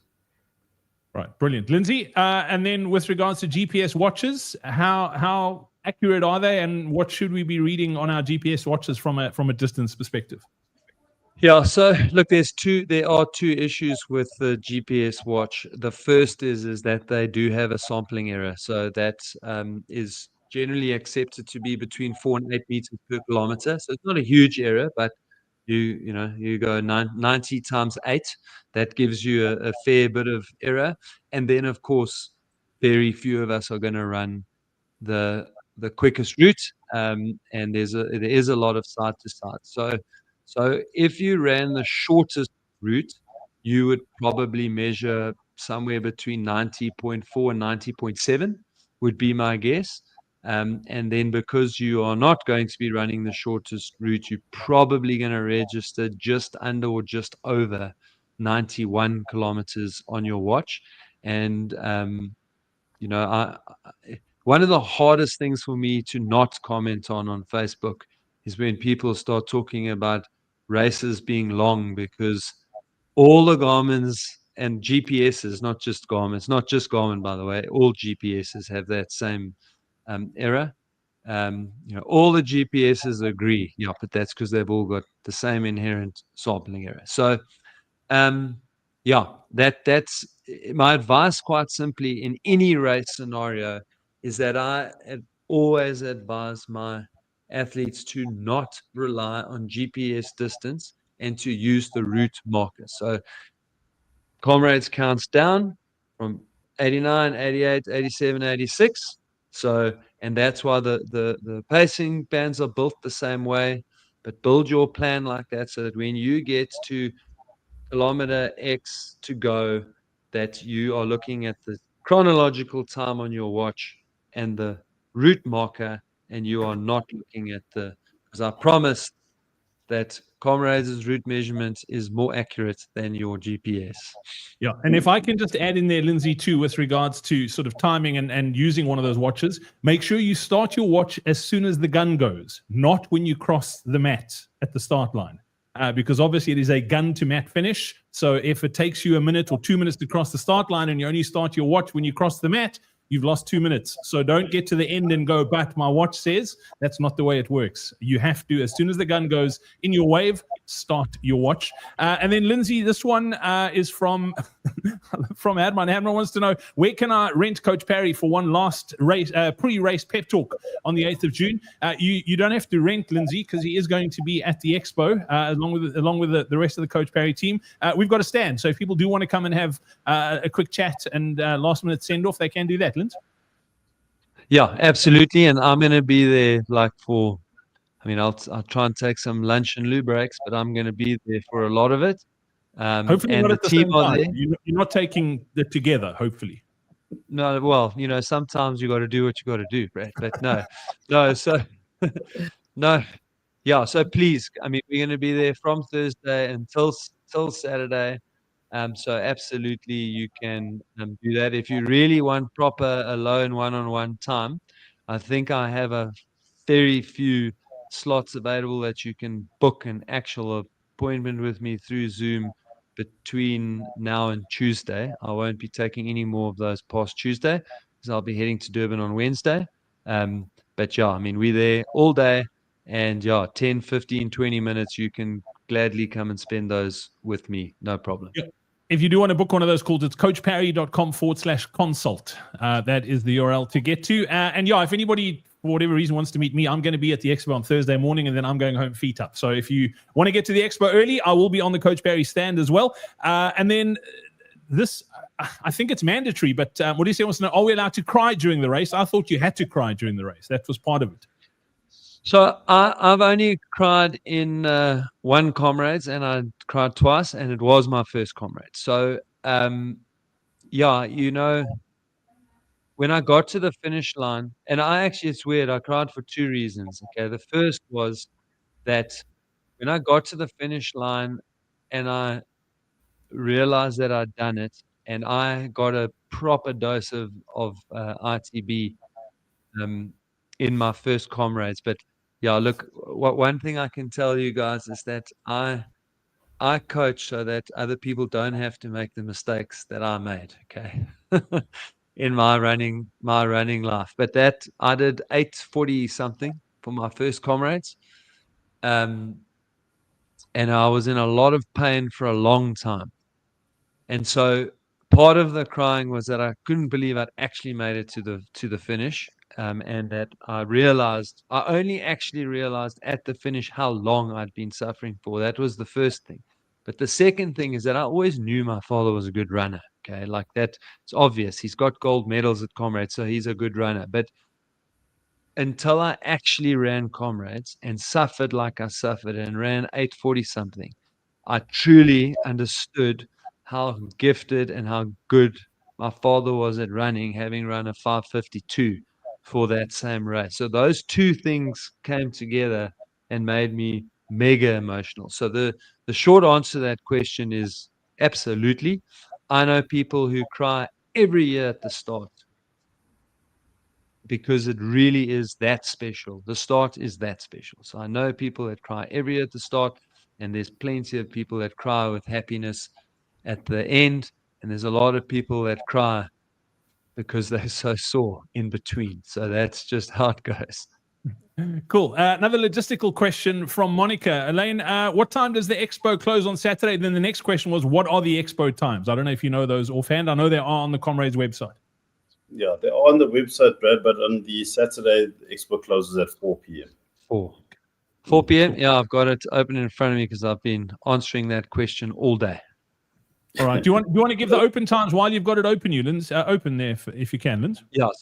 So Thursday opens at 10, and there is an opening ceremony. So if you're in Durban, it's well worth it being there for the opening ceremony. And then the bonus of being there when it opens is that you get registered super quickly.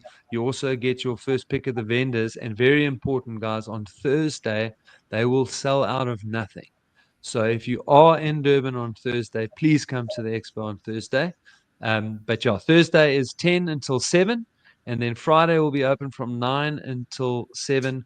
And on Saturday is 9 until 4.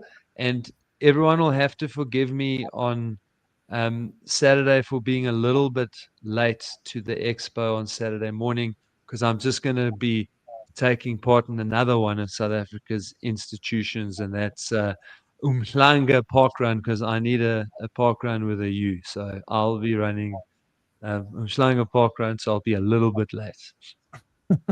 All right, Linz, we've got a couple more questions that I'm going to pop. I know it's getting late, and obviously you mentioned early on that it's 11 sleeps to Comrades. I'm going to fight you on this one. It's 10 sleeps because nobody sleeps on Saturday night ahead of Comrades. Well, Elaine sleeps at the start, so he definitely doesn't sleep on Saturday night.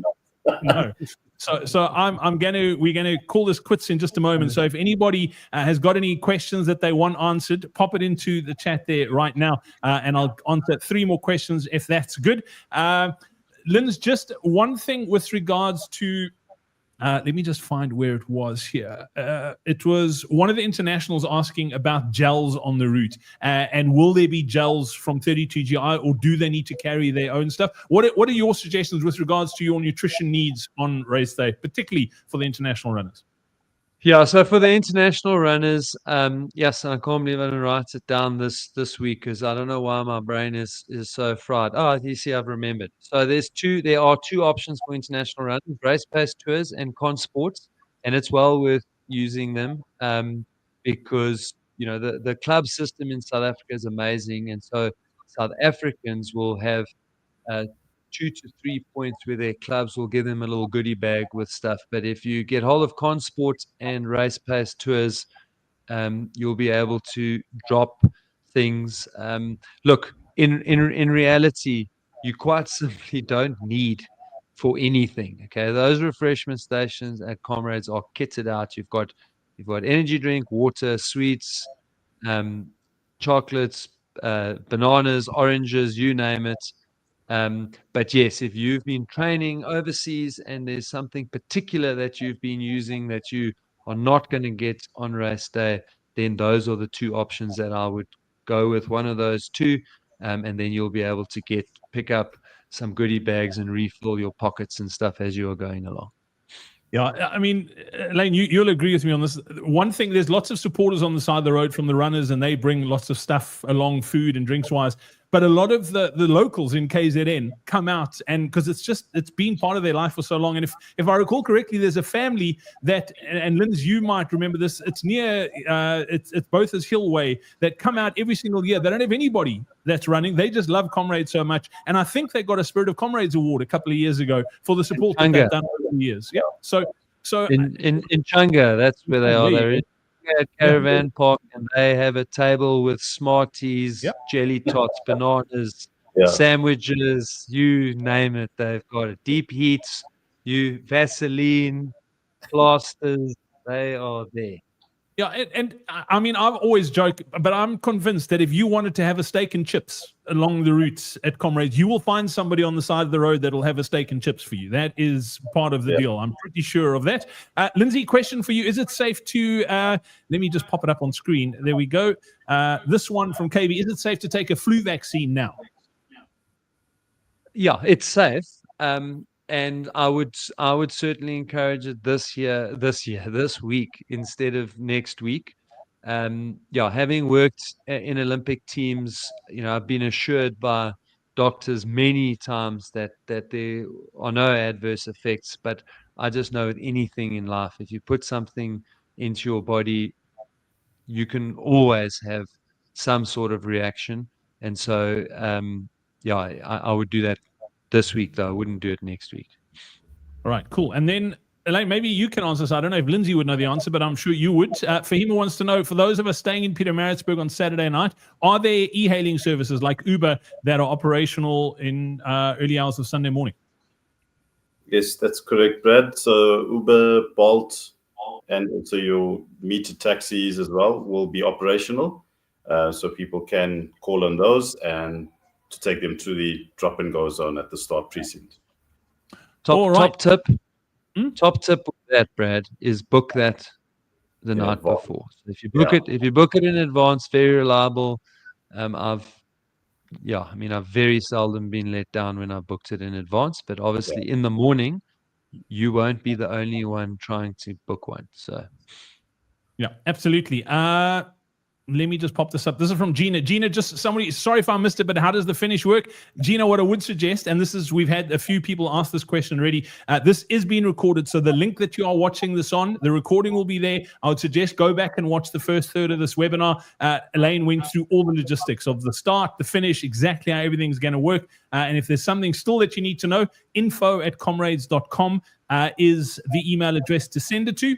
And then, Lindsay, I'm just going to pop this up because it's a cool comment from Flantler saying, first time runner last year and used the pacing band, and I delivered, coming back for a back-to-back with my band this year. So if you haven't got your pacing band yet, what I would suggest is just scan that QR code that is on screen right now and make sure you get it. And then this is a comment as well. We mentioned this on last week's Down podcast. Bring your own pillow. Vadner, you learning. If you want to ensure that you get a great night's sleep the night before Comrades, take your own pillow with you as well. And then one for you, Elaine. This one is asking, will there be a finishers jacket this year? Yeah, Brad, it's still under consideration. We haven't made a final decision on it. Last year, we had taken orders with the runner entries, but the whole principle of a finisher jacket is to ideally, allocate them after the race so that you also don't have leftover, etc., or left a surplus stock. So it is something we're looking into, and if that decision does go through, then we will communicate that to runners post the race. Cool. I'm going to pop this up. I said 3, but this is my pet peeve at Comrades, so I'm going to pop it on screen. Casper wants to know, are black bags allowed? Those refuse bags at the start that people run in, that trip people up when they throw them, are they allowed? Yeah, Brad, we don't have a rule against them. we try and discourage it, but there's no rule against them. There will be chuck zones just outside, along the start precinct, so that runners can just try and get it over the fence, outside the speed fence, into those bins. Yeah, whether, Brad, I want to just add there, whether it's shirts or bin bags, whatever it is, just please don't take it off and drop it there, while you're running. Just really, if you're going to take your warm stuff off, move to the side of the road and get it off the road so that people behind you don't trip on it. And also, very important is that you are going to feel quite warm in the first 7 to 8 kilometers because most of it's uphill. But once you drop down poly shorts, it is cold. So the bottom, when you get to Ashburton, it is freezing cold. We haven't had a very, very cold start for a few years, but it can get minuses in Maritzburg. The last few years have been like 8, 9, so it really hasn't been that cold. But Ashburton will be 5 and below.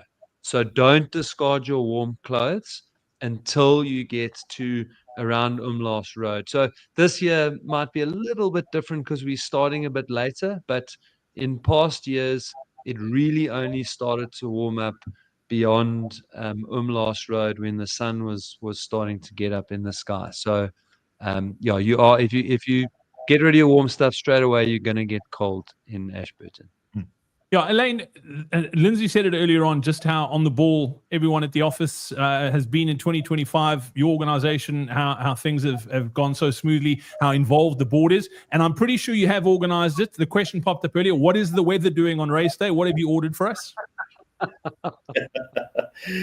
So, look, so far so good, Brad. Not expecting any rain.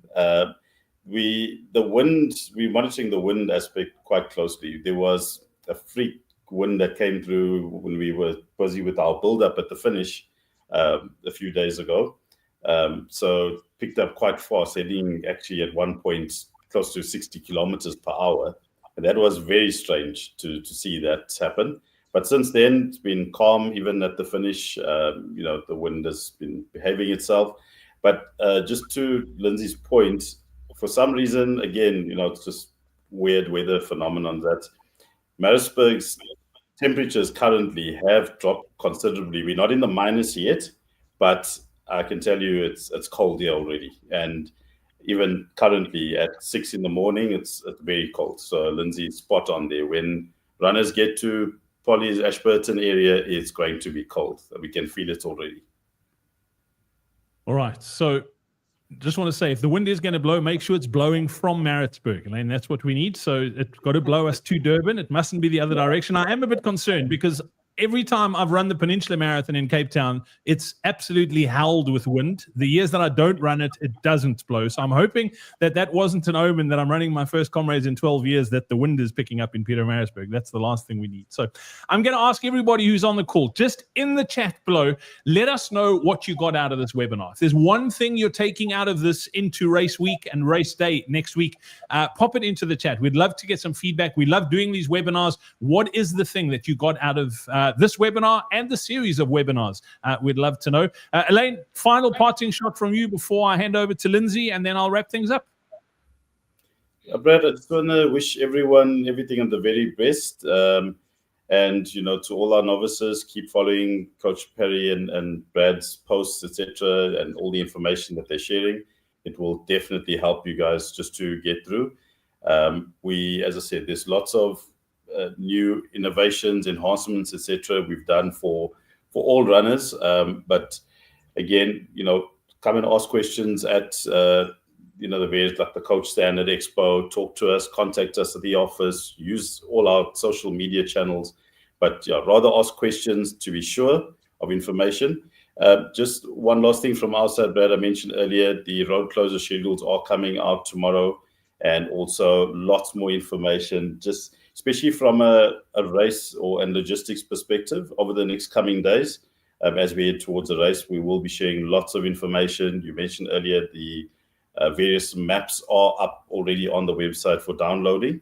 But yeah, lots of information is going to be shared that people can utilize, and it will be on social media, website, and for downloading on the Comrades app. Awesome stuff, Elaine. Best of luck in the final run-in. I know there will be nights where there won't be much sleep, but positive energy to you and your entire team at the Comrades Marathon Association. Best of luck, and we look forward to seeing you at the Expo and out there on race day. Thanks for your time this evening. Lindsay, your final parting shot for these people who are making this brave journey between Pietermaritzburg and Durban.